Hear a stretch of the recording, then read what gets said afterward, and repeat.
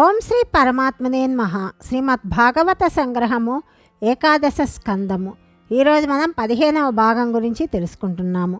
యమములు నియమములు గురించి భగవానుడు ఉద్ధవునికి చెప్పి ఇంకా మిగిలిన విషయాలను చెప్పటము మనం ఇప్పుడు తెలుసుకుంటున్నాము.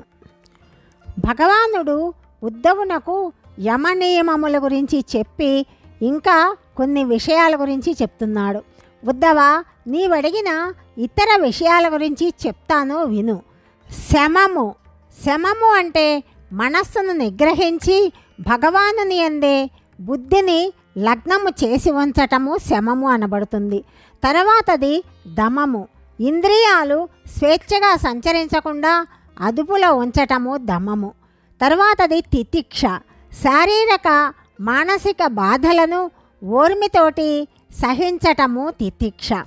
తర్వాతది ధృతి, జిహ్వ చాపల్యానికి స్త్రీ పురుష సంపర్క అభిలాషకు లొంగిపోకుండా దృఢచిత్తము కలిగి ఉండటము, దీన్ని ధృతి అంటారు. తరువాతది దానము. దానము అంటే ఏ ప్రాణిని ద్వేషించకుండా ఏ ప్రాణికి ద్రోహము తలపెట్టకుండా ఉండటము దానము. ధనమిచ్చినంతనే అది దానము అనిపించుకోదు. తరువాతది తపస్సు, సకల భోగాలను త్యజించటము తపస్సు అనిపిస్తుంది.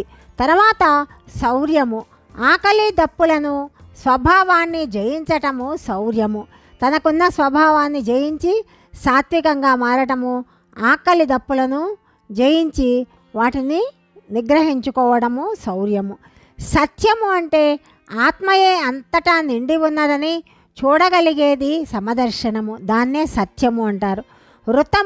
ఋతము అంటే ఉన్నది ఉన్నట్లు సత్యవచనాన్ని పలకటము ఋతమవుతుంది. తర్వాతది శౌచము, తాను చేసే కర్మలయందు కర్తృత్వ భావము సంగము లేకుండటము శౌచము అనబడుతుంది. తరువాతది త్యాగము అంటే సన్యాసము, కర్మను ఆచరించి కర్మఫలాన్ని విడిచిపెట్టటము త్యాగమవుతుంది. తరువాతది ధనము, ధర్మమే ప్రియమైన ధనము, భగవద్భక్తిని కలిగించేదే ధర్మము. తర్వాతది యజ్ఞము, కళ్యాణ గుణాలతో ఉన్న నేనే యజ్ఞాన్ని, భగవానుడే యజ్ఞము. దక్షిణ అంటే జ్ఞానదాత అయిన గురువునకు శిష్యుడు సమర్పించేది దక్షిణ అవుతుంది. బలమంటే ప్రాణాయామమే బలము. ఈశ్వర భావము, భగవానుని యొక్క భగము గురించి తెలుసుకోవడము ఈశ్వర భావము అవుతుంది. భగము అంటే ఐశ్వర్యము, శౌర్యము, యశస్సు, సిరి, వైరాగ్యము, సమగ్రత కలిగి ఉన్న భగవంతుని తత్వము.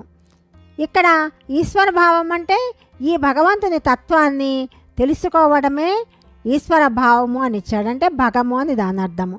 ఇక్కడ భగము అంటే ఈ అర్థాలన్నీ ఇచ్చాడు.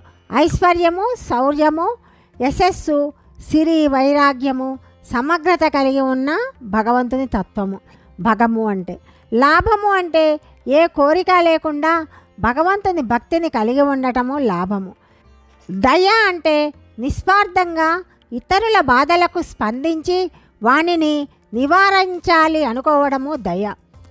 విద్య అంటే దేవతలు, మానవులు, తిర్యక్ స్థావరాల శరీరాలన్నిట్లో కూడా ఒకే ఆత్మ ఉన్నదని తెలుసుకోవటమే విద్య.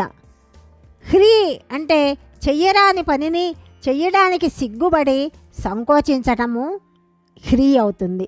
అలంకారము అంటే శ్రీ అంటే దేనియందు ఆపేక్ష లేకుండా లభించిన దానితో సంతృష్టిని చెంది ఉండటమే మానవునకు శ్రీ, మానవుని అలంకారము. దేనియందు కూడా ఆసక్తి లేకుండా తనకెంత లభించిందో దాంతోటే తృప్తిగా జీవించటమే అలంకారము. సుఖము అంటే సుఖదుఖాలకు అతీతంగా ఉండటమే సుఖమవుతుంది. దుఃఖం అంటే విషయ సుఖాపేక్షే దుఃఖమవుతుంది. విషయాలయందు సుఖాలయందు అపేక్ష దుఃఖమవుతుంది.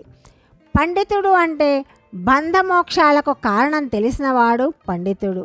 మూర్ఖుడు అంటే దేహమే నేను, దేహానికి చెందినవి నావి అని అహంకార మమకారాలు ఉన్నవాడు మూర్ఖుడు. సన్మార్గము అంటే భగవంతుని ప్రాప్తికి దారి చూపే వైరాగ్య మార్గమే సన్మార్గము. చెడు మార్గము అంటే మనస్సును ఇంద్రియ విషయాల వైపు మళ్లించేదే చెడు మార్గము. స్వర్గము అంటే మనస్సులో రజోగుణము తమోగుణాలు క్షీణించిపోయి సత్వగుణము వృద్ధి చెంది ఉన్న స్థితే స్వర్గము. నరకము అంటే మనస్సులో తమోగుణము నిండి ఉన్న స్థితి నరకము అనబడుతుంది. బంధువు అంటే జ్ఞానప్రదుడైన గురువే బంధువు. ఆ గురువెవరు? భగవానుడే. ఆ గురువును నేనే అని చెప్తున్నాడు. గృహము అంటే మనుష్యునకు శరీరమే గృహము. ధనవంతుడు అంటే సద్గుణ సంపన్నుడే ధనార్జుడు. మంచి గుణములు ఉన్నవాడే ధనార్జుడు. దరిద్రుడు అంటే సంతృష్టి లేనివాడే దరిద్రుడు. తృప్తి లేని జీవి ఎప్పుడూ దరిద్రుడే. కృపణుడు అంటే దీనుడు హీనుడు. కృపణుడు అంటే దీనుడు హీనుడు అర్థము. ఇంద్రియాలను అదుపులో ఉంచుకొనలేనివాడే హీనుడు. ప్రభువు అంటే ఇంద్రియ విషయాల వెంట పరుగులెత్తకుండా ఇంద్రియాలను అదుపులో ఉంచుకున్నవాడే ప్రభువు అనబడతాడు. బానిస అంటే ఇంద్రియాలు ఆడించినట్లుగా ఆడేవాడే బానిస. ఉద్ధవ, నీవడిగిన అన్ని విషయాలకు సమాధానం దొరికిందా? సంగ్రహంగా చెప్పాలంటే ఏ వస్తువునందైనా గుణదోషాలను వెతికి చూడడమే ఒక దోషము. గుణదోషాల గురించి చూడకుండా సర్వము సర్వేశ్వరమయం అనే సమభావంతో ఉండటమే శ్రేష్టము. ఆ విధంగా భగవానుడు చెప్పాడు. అప్పుడు ఉద్ధవుడు ఇలా అడుగుతున్నాడు, భగవాన్, గుణదోషాలను కనిపెట్టే దృష్టిని విడవమని చెప్పారు కదా, మరి నీ నుండియే వెలువడిన వేదాల్లోనూ శాస్త్రాల్లోనూ అనేకమైన విధులు నిషేధాలు శాసించబడ్డాయి. నిషిద్ధాలు వర్జించవలసినవి అంటే వదిలిపెట్టాల్సినవి కాబట్టి అవి చెడ్డవిగా, విధులు నిర్వహించవలసినవి కాబట్టి మంచివిగా పరిణయించబడాలి. ఇక్కడ నిషిద్ధమైనవి చెయ్యకూడనివి వదిలేయాలి, చేయాల్సిన విధులు నిర్వహించాలి అని వేదాల్లో ఉంది. అప్పుడు ఈ గుణదోష విచక్షణ చెయ్యవలసి ఉంటుంది కదా. అంటే ఏవి నిషిద్ధాలు ఏవి విధులు అనేది తెలుసుకోవాలంటే ఈ విచక్షణ కలిగి ఉండాలి కదా.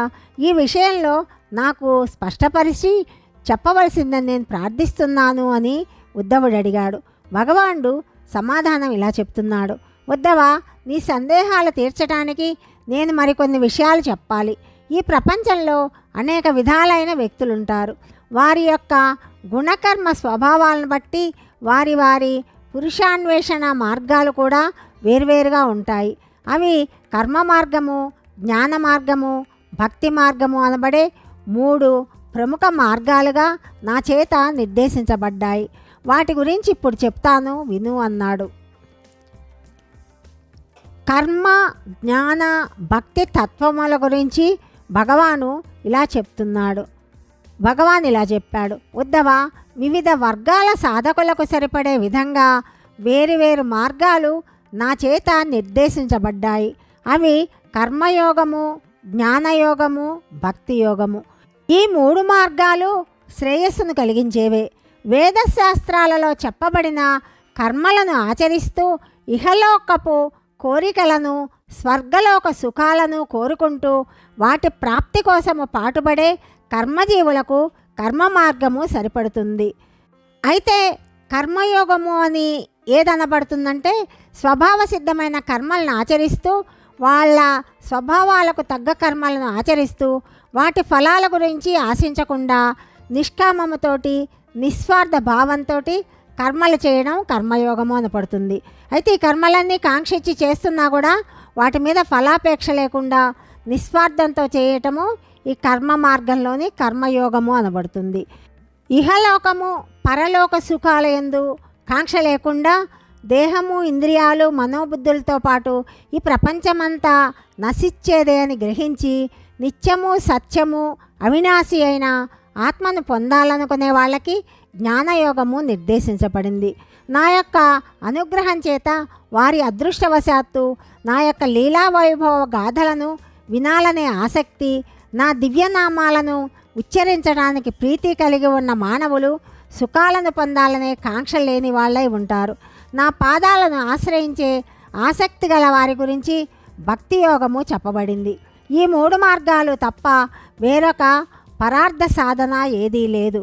కర్మ మార్గము, జ్ఞాన మార్గము, భక్తి మార్గము, ఈ 3 మార్గాలు తప్ప వేరొక పరార్థ సాధన లేదు. కామ్యకర్మలను ఆచరిస్తూ కోరికలతో కూడిన కర్మలను ఆచరిస్తూ మనిషి కొన్నాళ్లకు కర్మఫలాల యందు ఆసక్తి సన్నగిల్లిపోయి నిష్కామ కర్మలను నా ప్రీతి కోసమే ఆచరిస్తారు. నా యందు భక్తి కలిగి ఉంటాడు. లేకపోతే విరక్తుడై జిజ్ఞాసుడై జ్ఞాన సాధన వైపు మొగ్గుతాడు. ఈ మానవ శరీరమే మోక్ష సాధనకి ఏకైక క్షేత్రము. మోక్షాన్ని కోరే స్వర్గవాసులు కూడా మానవ జన్మనే కోరుకుంటారు. మానవ శరీరమే సంసార సాగరాన్ని దాటటానికి నావ వంటి సాధనము. దానిని సద్వినియోగం చేసుకోవాలి, కానీ భంగపరుచుకోరాదు. సద్గురువే ఆ నావను సురక్షితంగా ఒడ్డుకు చేర్చగల నావికుడు. పొగరుబోతు గుర్రాన్ని నయానా భయానా లొంగదీసుకొని అదుపులో ఉంచినట్లుగా చంచలమైన మనస్సును మెల్లమెల్లగా వశపరుచుకోవాలి. దానిని తత్వ విచారణయందు నా సేవలయందు నియమిస్తే ఇతర చింతన వైపు పోకుండా నిలుస్తుంది. భగవత్ ప్రాప్తిని కాంక్షించేవారు కోరికలతో కర్మలు చేయకూడదు. ఫలాన్ని బట్టి ఇది మంచిది అని స్వీకరించడం కానీ ఇది చెడ్డది అని తిరస్కరించడం కానీ చేయకూడదు. బ్రహ్మచారి గృహస్థ ధర్మాలను ఆచరించకూడదు. గృహస్థుడు సన్యాసిలాగా ప్రవర్తించకూడదు. మంచేమిటి చెడేమిటి అనే విచక్షణను లౌకిక ఫలాలను ఆశించి పనిచేసేవాళ్ళు పాటిస్తారు. కానీ భగవంతుడే కావాలనుకునే వాళ్ళకి ఈ రెండూ సమానమే, మంచి చెడు. వారికి భగవత్ సంబంధములన్నీ మంచివిగాను భగవత్ సంబంధం లేనివి మంచివి కానిగాను కనిపిస్తాయి. భగవంతునితో ఉన్న సంబంధాలన్నీ కూడా వాళ్ళకి మంచివే ఉంటాయి. భగవంతుడితో సంబంధం లేనివి వాళ్ళకి మంచివి కావు. వారికి ప్రత్యేకమైన మంచి చెడు భావాలేవి ఉండవు. నన్ను పొందాలనుకునే వారికి నా కథలయందు రుచి ఏర్పడుతుంది. నన్ను మనస్సులోకి ప్రవేశపెట్టగానే చిన్న చిన్న కోరికలన్నీ తప్పుకుంటాయి. కొత్త కోరికలు ప్రవేశించవు. క్రమంగా కోరికలను తీర్చుకోవాలనే అభిలాష కూడా సన్నగిల్లుతుంది. వాటి యందు విరక్తి పుడుతుంది. నా యందు భక్తి అనురక్తి వృద్ధి చెందుతాయి. సర్వభూతాల ఆత్మ అయిన నన్ను సదా తన హృదయంలోనే చూడడానికి సాధన చేస్తాడు. నా దర్శనంతో అతనిలో ఉన్న సంశయాలు కర్మలు అన్నీ తొలగిపోతాయి. అందుకే కర్మయోగ జ్ఞానయోగుల కంటే భక్తి యోగమే ఎంతో శ్రేష్టమైంది. యజ్ఞయాగాలు, తీర్థయాత్రలు, జపతపాలు, జ్ఞాన వైరాగ్యాలు ఇచ్చే ఫలితాలన్నీ నా యందు అనన్య భక్తి కలిగినంతనే లభిస్తాయి. నా భక్తులకు నేను ఇస్తానన్నా ఏదీ అక్కర ఉండదు. వారు దేనిని స్వీకరించరు. వారికి నా యందు ఏకాంత భక్తి తప్ప ఎలాంటి కోరికలు ఉండవు. మోక్షము కావాలనుకోవటం కూడా ఒక కోరికే కాబట్టి దాన్ని కూడా వాళ్ళు కోరుకోరు. అలాంటి భక్తులకు ఇది మంచిది ఇది కాదు అనే ఎంపిక ఉండదు. వారు అంతటా అన్నిటా నా రూపాన్నే దర్శించి ప్రేమించి ఆనందిస్తారు. ఉద్ధవా, నేను చెప్పిన ఈ భక్తితత్వాన్ని తెలుసుకొని ఆచరించేవారు పరమానందాన్ని పరబ్రహ్మ స్థానాన్ని పొందగలుగుతారు అని శ్రీ భగవానుడు ఉద్ధవునికి చెప్పాడు. వేదాల అంతరార్థం గురించి తదుపరి భాగంలో తెలుసుకుందాం. సర్వం శ్రీకృష్ణార్పణమస్తు.